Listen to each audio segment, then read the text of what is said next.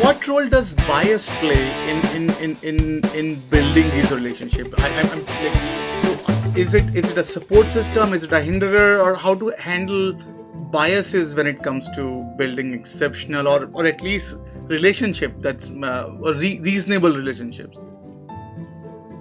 Well, biases come in terms of ethnicity, race, class, gender, and so on. Hopefully, we do work on knowing ourselves, and too few of us do that enough. But also, can I build relationships where that can get talked about? So let me share actually a conversation I had yesterday with a executive who's African American. And Bernard was saying, it's really frustrating when I deal with whites. He said they're so careful, they're so worried about what they're doing. It's so exhausting. What am I going to do? And I said, well, it turns out you already have the answer in your question. Could you point out that elephant in the room? Could you share how it's impacting you? Could you talk about what you want? He said, yeah. I said, I could. So could he say, hey, I'm seeing this in our interaction. I'm finding it frustrating. My guess is you're worried that you'll make a slip and I'll call you racist. I'm not going to do that. But could we have a more open discussion? Now, in that process, maybe he'll build a relationship where he'll do something inadvertently that does show some bias. I think all of us are biased. If we could accept that, then maybe he's got a person who will say, well, you know what?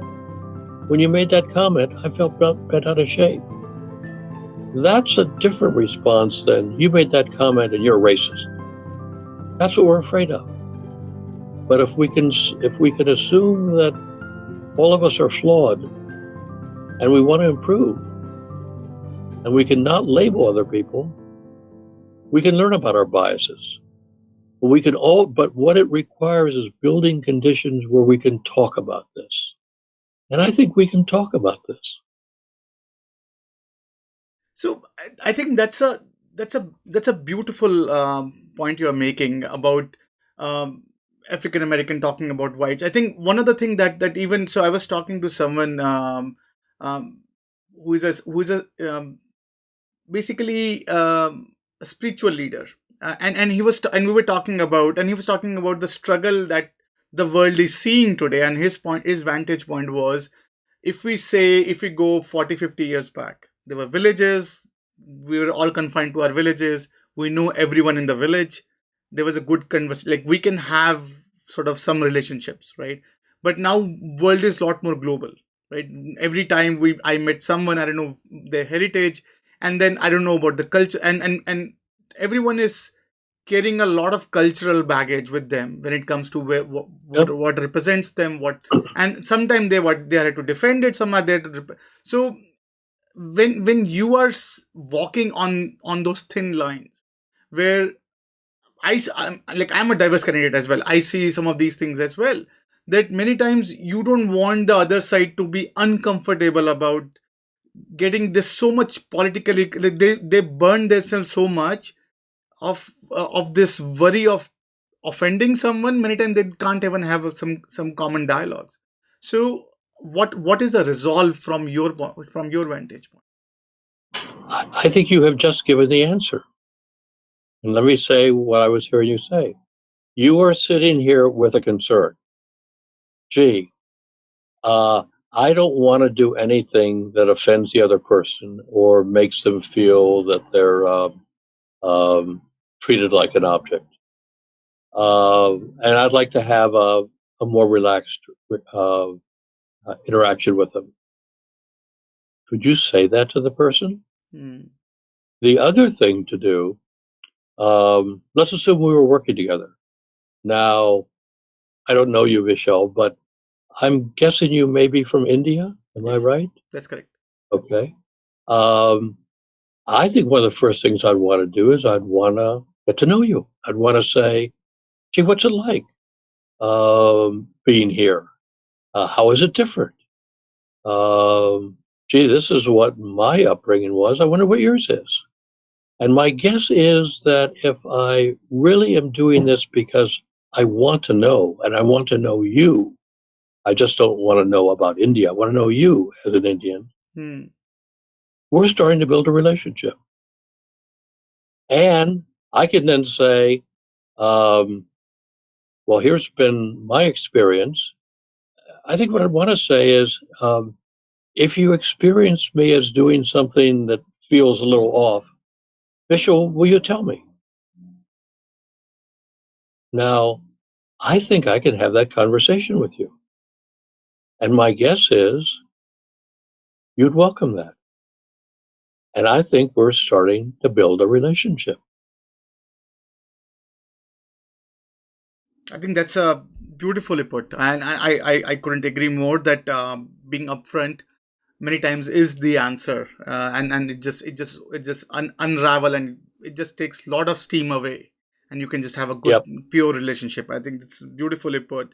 So let's talk about um, the evil twin in this equation, the conflict, right? So Yep. when everything is beautiful, everything is happy, no one cares. Like it's an open, That's, it's an open shut case. well, wait a minute. Somebody once said the only place where there's no conflict is a graveyard. So let's talk So about reality.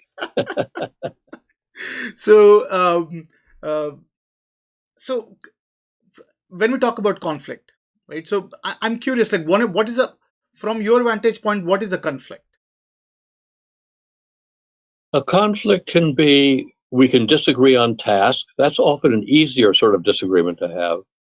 What's harder is when we disagree on behavior.